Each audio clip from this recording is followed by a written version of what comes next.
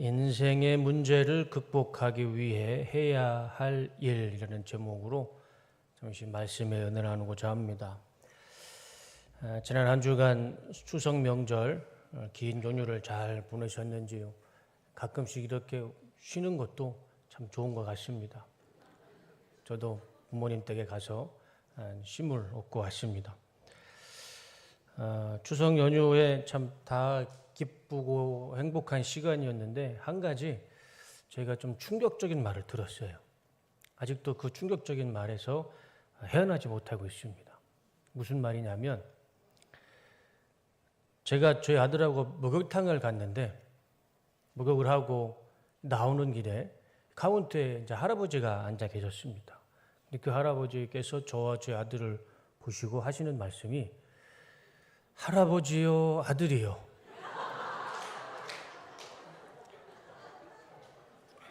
전 처음에는 그게 무슨 말인지 몰랐습니다.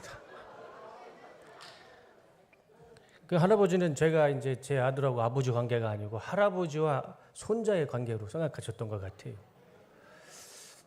제가 그 얘기를 듣고 그 자리에서 많이 회개했습니다. 그리고 결단했어요. 다시는 이 목욕탕 안 오리라.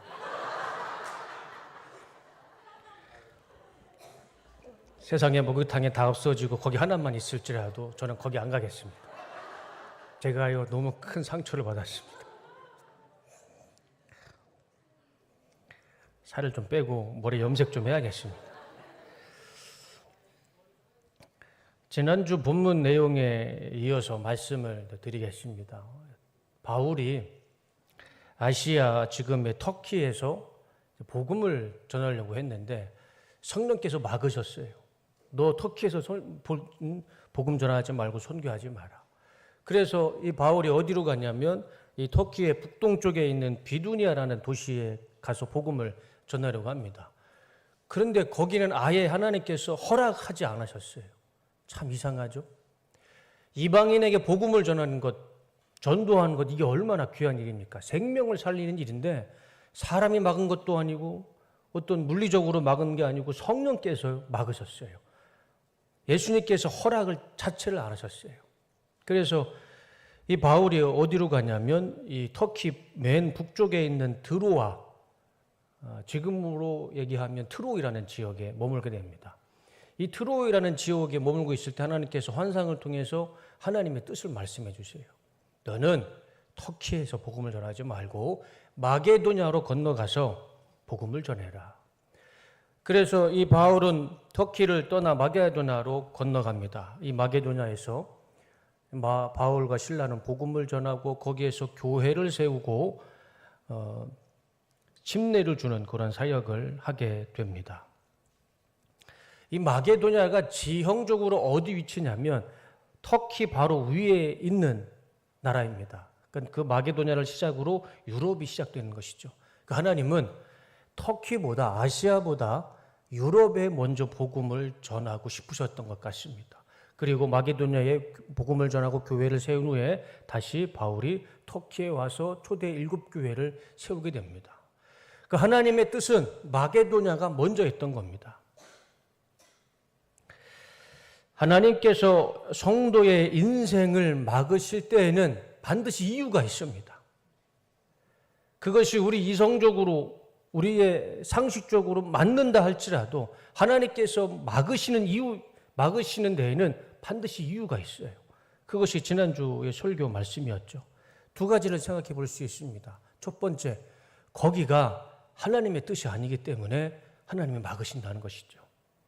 두 번째는 하나님은 그 일보다 더 큰 일을 계획해 놓으시고 있기 때문에 하나님께서 우리 성도의 삶을 막으신다는 것입니다. 혹시 지금 내 삶에 막힌 것이 있다면, 그래서 그것 때문에 실망하고 좌절하고 절망하는 일이 있다면 더 이상 실망도 하지 마시고 절망도 하지 마시고 좌절도 하지 마시길 바랍니다. 거기에 하나님의 반드시 뜻이 있을 것이고 더 좋은 길로 더 큰 계획으로 우리의 삶을 열어주실 줄로 믿습니다. 그렇게 마게도냐로 건너가서 바울이 복음을 전하게 됩니다. 그래서 교회도 세우고 침례도 주고 그렇게 참 사역의 열매를 맺고 있는데 갑자기 이 바울과 실라가요 감옥에 갇히게 됩니다. 그런데 이 감옥에 갇히는 이유가 참 어이가 없는 이유로 감옥에 갇혀요. 바울과 실라가 복음을 전하는데 어떤 한 여자가 자꾸 이 두 명을 쫓아다니면서 소리를 지르는 겁니다. 그 소리가 뭐냐면 17절 말씀을 보시면 이 여자가 바울과 우리를 따라오면서 큰 소리로 이 사람들은 지극히 높으신 하나님의 종들인데 여러분에게 구원의 길을 전하고 있다 하고 외쳤다. 맞는 말이잖아요. 틀린 말 하나도 없어요. 바울과 실라는 하나님의 종이었고 그리고 구원의 길, 생명의 길을 전하고 있었습니다. 근데 왜 이것이 문제가 됐을까? 이렇게 말하는 여자가 어떤 신분인지 자세히 설명해 주십니다. 16절과 17절 말씀을 보시면 어느 날 우리가 기도하는 곳으로 가다가 귀신 들려 점을 치는 여종 한 사람을 만났는데 그는 점을 쳐서 주인들에게 큰 돈벌이를 해주는 여자였다. 이 여자가 바울과 우리를 따라오면서 큰 소리로 이 사람들은 지극히 높으신 하나님의 종들인데 여러분에게 구원의 길을 전하고 있다. 귀신 들려서 점을 치는 여자. 지금 우리 식대로 얘기하면 어떤 사람이죠? 무당이죠, 무당. 무당이 참 용하죠. 바울과 실라가 하나님의 종인 걸 알고 있었어요. 알아봤어요. 그래서 바울과 실라가 복음을 전하는 곳마다 이 무당이 쫓아다니면서 소리를 지른 거예요. 그러니까 바울과 실라가 맞는 이야기인데 귀신 들린 여자가 무당이 하는 이야기가 얼마나 방해가 됐겠습니까? 그래서 바울이 이렇게 합니다. 18절. 다 같이 읽어보겠습니다. 시작. 그 여자가 여러 날을 두고 이렇게 하므로 바울이 귀찮게 여기고 돌아서서 그 귀신에게 내가 예수 그리스도의 이름으로 내게 명하니 이 여자에게서 나오라 하고 말하니 바로 그 순간에 귀신이 나왔다. 바울을 따라다니면서 계속 방해를 했을 때 바울이요 그 속에 있는 귀신을 내쫓아 버립니다. 그 귀신이 내쫓아 버리고 그 무당 속에는 귀신이 없으니까 점을 칠 수가 없는 거예요. 점 치는 건 귀신이 하는 일이잖아요. 근데 그 귀신이 떠나니까 이 여자가 더 이상 점을 치지도 못하고 돈도 벌 수가 없게 됐습니다. 그러니까 이 여인의 주인이 바울과 실라를 좋아했을까요? 아니면 괘씸하게 생각했을까요? 괘씸하죠. 내 돈줄을 막았잖아요. 그래가지고 거짓말로 바울과 실라가 소란을 피운다는 말로 이 바울과 실라를 신고하고 감옥에 갇히게 되는 것이죠. 그러니까 어이없게 감옥에 갇힌 거예요. 귀신 한 마리 내쫓았다고 이 바울과 실라는 감옥에 갇힌 겁니다. 성경은 하나님의 말씀이지만 곰곰이 생각해 보면 정말 사람 사는 이야기인 것 같습니다. 이 사도행전이 대략 AD 60에서 90년경에 쓰여진 책이라고 봅니다. 그러니까 지금부터 2000년 전에 마게도냐에 그곳에서도 무당이 점을 치면서 돈을 벌고 살았습니다.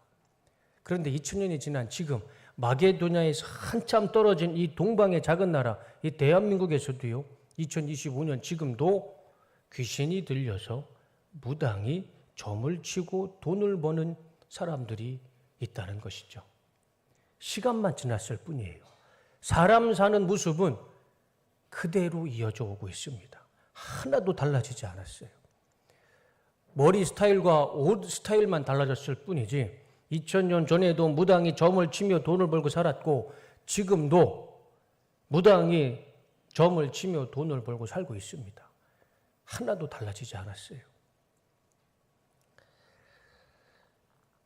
작년 국민일보 기사를 보시면 사진을 보여주시면 작년 국민일보 기사입니다. 삶의 의미 고민 많은 한국인 기독교인 10명 중 3명은 점을 보고 있다고 합니다. 30%나 점을 보고 있어요. 그러니까 주중에는 무당한테 찾아가서 돈을 내고 점을 보고 주일날에는 교회에 와서 하나님 예배를 드려요. 참 바쁘게 사는 성도들이 많아요. 이해할 수가 없어요. 10명 중에 3명이 주중에는요 무당을 찾아가서 돈을 주고 미래에 점을 치고요 교회에 와서는 하나님 앞에서 예배를 드립니다. 저 통계 자료를 보면 베트남과 대만, 홍콩 다 불교 국가잖아요. 근데 거기에 있는 기독교 신자들은 점을 안 쳐요. 우리보다 훨씬 믿음이 좋아요. 그런데 유독 우리 대한민국만 우리 기독교 신자들이 30%가 주중에는 점을 치고 주일날에는 예배를 드리는 그런 모순된 신앙을 가지고 있습니다. 세상의 모습만 변했을 뿐이지 사람의 본성은 변하지 않는 것 같습니다. 우리 하나님은 거짓말을 싫어하시는 분이시죠. 정직한 거를 우리 하나님은 기뻐하십니다. 손 한번 들어보시죠. 내가 30%에 속해 있는 사람인지. 하나님이 용서해 주실 겁니다. 정말 2000년이라는 시간이 지났을 뿐이지 사람 사는 죄의 모습은요 하나도 바뀌지 않았습니다. 그리고 또 앞으로도 이 사람의 모습은 변하지 않을 것 같습니다. 그러나 아무리 죄의 모습이 있다 해도 하나님의 말씀을 믿는 자, 진리를 믿는 자는 하나님께서 그 어떠한 죄라도 용서해 주시고 영생의 구원의 은혜를 베풀어 주실 줄로 믿습니다. 저도 비슷한 경험을 했습니다. 제가 간증을 통해서도 말씀을 드렸던 이야기인데 제가 홍천 남면에 살았을 때 거기는 오일장이 있었어요. 5일마다 장이 서는데 시골장이니까 재밌죠. 하루는 강아지도 나오고 하루는 닭도 나오고 고양이도 나오고 참 재미있는 시장이 남면에 5일장이 생깁니다. 그날 저도 그냥 그 5일장을 한 바퀴 뺑 돌고 있는데 어떤 할머님이 자꾸 저를 따라오시는 거예요. 자꾸 저를 따라오시더니 제가 멈추니까 제 팔을 툭툭 치시면서 저한테 이런 질문을 하십니다. 댁은 내가 볼 때 큰 신을 모시는 분 같은데 어떤 신을 모시고 있어? 그 할머님이 저한테 물어보시는 거예요. 아마 그분이 무당이지 않았을까 싶어요. 그러니까 그런 질문을 하시죠. 큰 신을 모시는 사람 같은데 어떤 신을 모시고 있어? 그래서 제가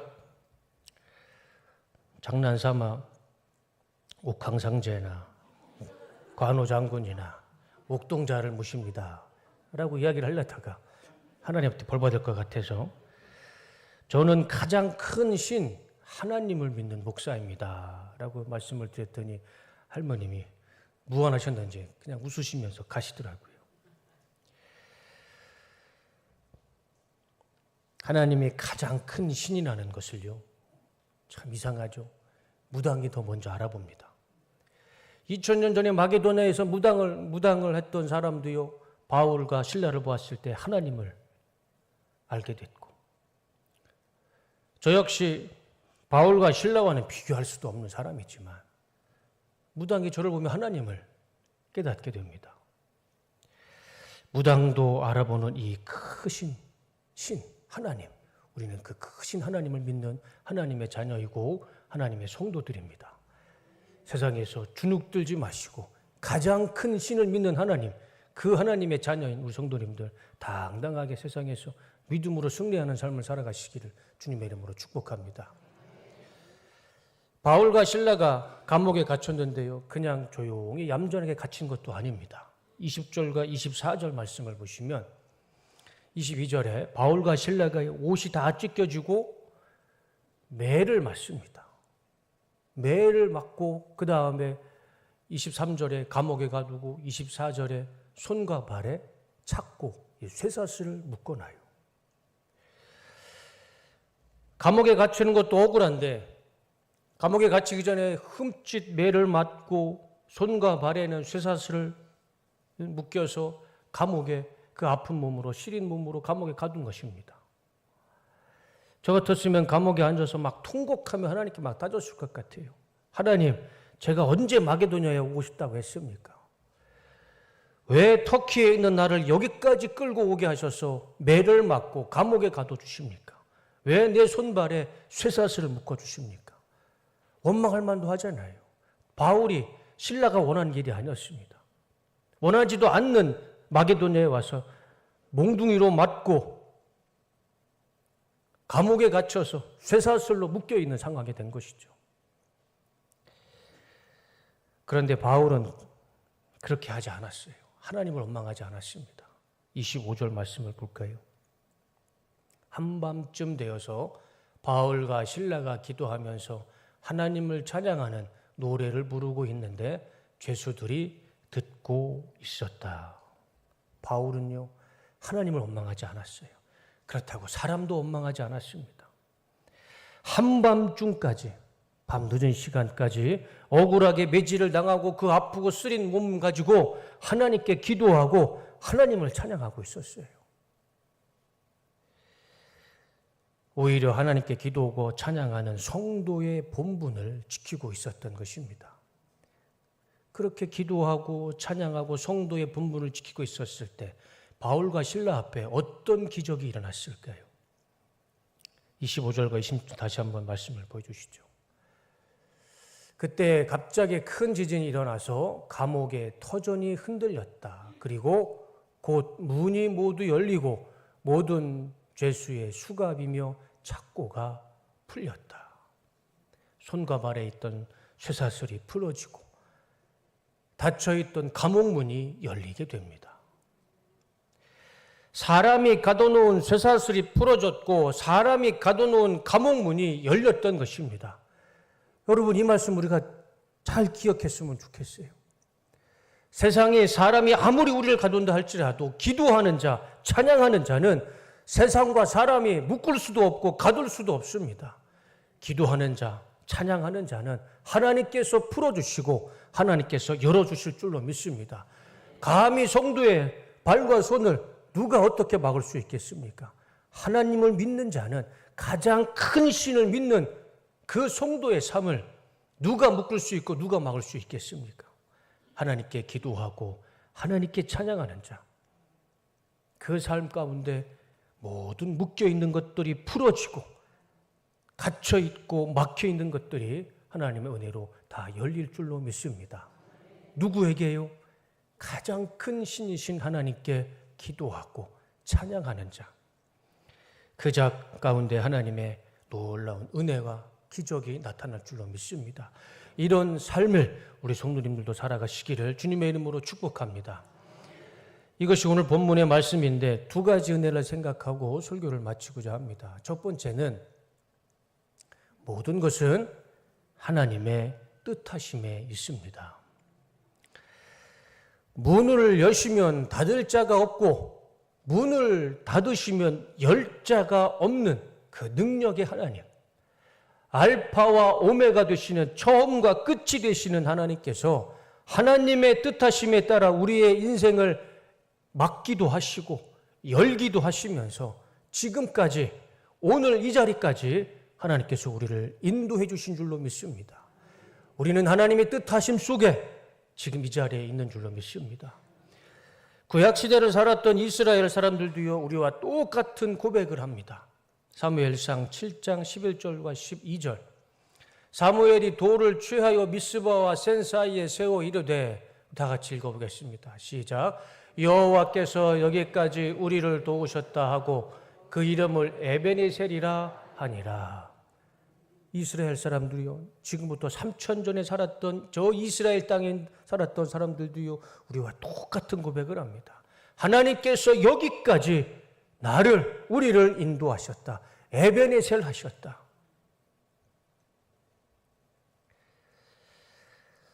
하나님은 수시로 이스라엘 사람들의 길을 막으셨습니다. 430년 동안 이스라엘 사람들이요, 이집트의 노예 생활을 했습니다.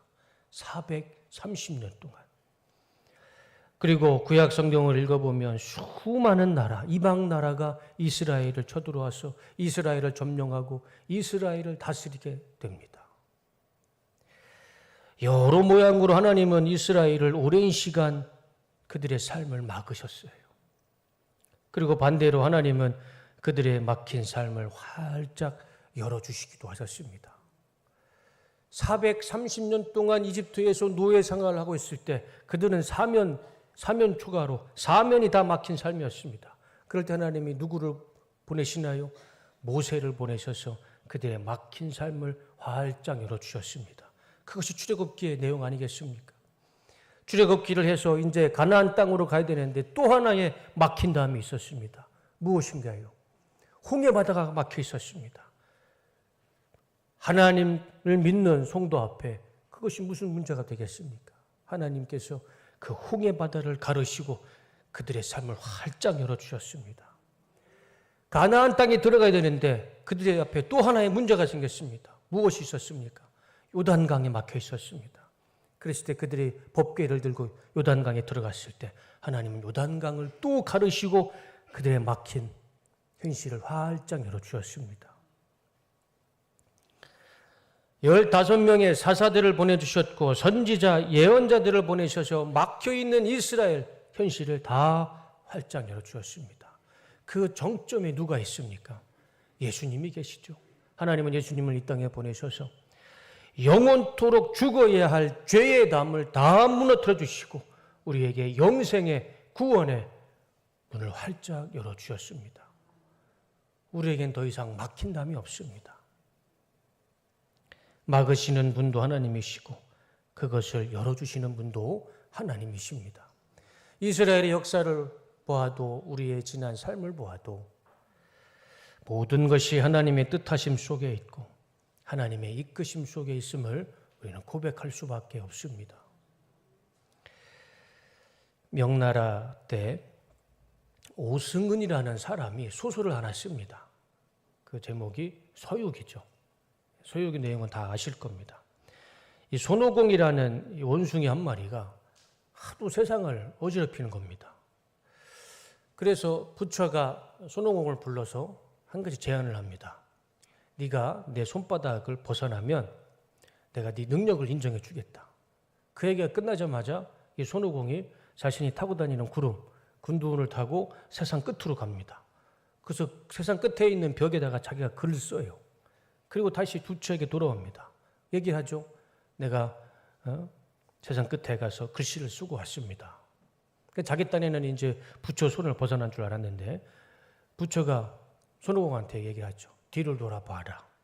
봤더니 자기가 쓴 글이 어디에 써져 있습니까? 부처 손가락에 써져 있는 거예요. 그래서 손오공은 부처 손바닥을 벗어나서 글을 쓴 줄 알았더니 결국에는 부처 손바닥에 글을 썼던 겁니다. 그래서 거기에서 나온 말이 무엇이 있죠?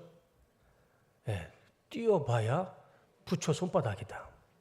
그 말이 여기서 나온 거예요. 그 소설에서 나온 얘기죠. 소설 속 이야기지만 우리에게는 소설 속의 이야기만은 아닙니다. 하나님을 믿는 성도의 삶은 결국 하나님의 손바닥을 벗어날 수가 없는 것이죠. 우리가 무슨 수로 하나님의 뜻하심과 하나님의 손바닥을 벗어나서 살 수가 있겠습니까? 하나님께서 막으시면 우리는 멈출 수밖에 없는 것이고 하나님께서 길을 열어주시면 우리는 그 길을 따라 걸어갈 수밖에 없는 것입니다. 거기에 무슨 우리의 능력과 권세가 있겠습니까? 우리의 죄 하나라도 해결할 수 없는 무기력한 우리인데 하나님이 막으시면 막으시는 대로 사는 것이고 하나님이 열어주시면 열어주시는 대로 감사하는 마음으로 순종하며 살아가는 것이 우리 성도의 삶이라 믿습니다. 그리고 거기에 우리의 구원이 있고 우리의 축복이 있는 줄로 믿습니다. 모든 것이 하나님의 뜻하심 속에 달려 있습니다. 그것을 우리가 부인하고 거절한다고 해서 하나님의 말씀이 하나님의 진리가 사라지거나 지워지는 건 아닙니다. 우리가 인정하고 우리가 부인하고 그건 별로 중요하지 않습니다.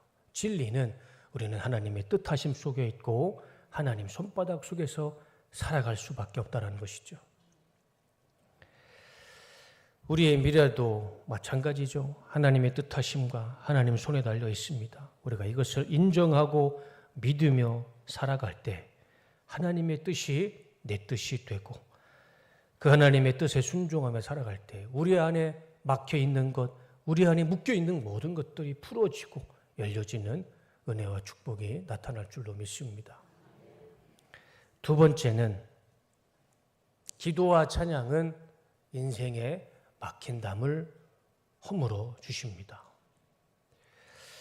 지금 바울과 실라는 모든 것이 막혀 있었습니다. 수많은 마게도냐 사람들의 비난에 갇혀 있었고, 내려주세요. 그리고 쇠사슬에 묶여서 감옥에 갇혀 있었습니다. 지금 이 두 사람을 도와줄 수 있는 사람은 아무도 없어요. 한 사람도 감옥에 갇혀 있는 바울과 실라를 도와줄 수 있는 사람은 없었습니다. 사면초가라는 말처럼 정말 사면이 다 막혀 있었습니다. 그렇게 모든 것이 막혀 있을 때 바울은 성도로서 해야 할 일을 보여줍니다. 성도로서 지켜야 할 모습을 보여줘요. 그것이 오늘 우리가 읽었던 본문의 말씀입니다. 다시 한번 보여주시면 다 같이 읽어보겠습니다. 시작. 한밤중에 바울과 실라가 기도하고 하나님을 찬송하며 제수들이 듣더라. 이에 갑자기 큰 지진이 나서 옥토가 움직이고 문이 곧 다 열리며 모든 사람의 매인 것이 다 벗어진지라. 모든 것이 막혀 있고 누구 하나 도움을 받을 수 없는 그 상황에 바울은요, 성도의 본래의 모습을 보여줍니다. 하나님께 기도하고 하나님을 찬양하며 하나님을 찾는 모습을 보여줍니다. 성도의 삶 가운데 사면이 막혀 있을 때 하나님을 찾고 하나님께 기도하고 하나님을 찬양하며 그 문제를 해결하는 것, 그것 말고 다른 방법이 있을까요? 모든 것이 막혀 있을 때 그것을 이기고 극복하기 위해서는 한 가지밖에 없습니다. 하나님께 기도하고 하나님을 찬양하고 하나님을 찾을 때에 거기에 우리 모든 인생의 문제가 풀어지고 열리는 은혜와 역사가 나타날 줄로 믿습니다.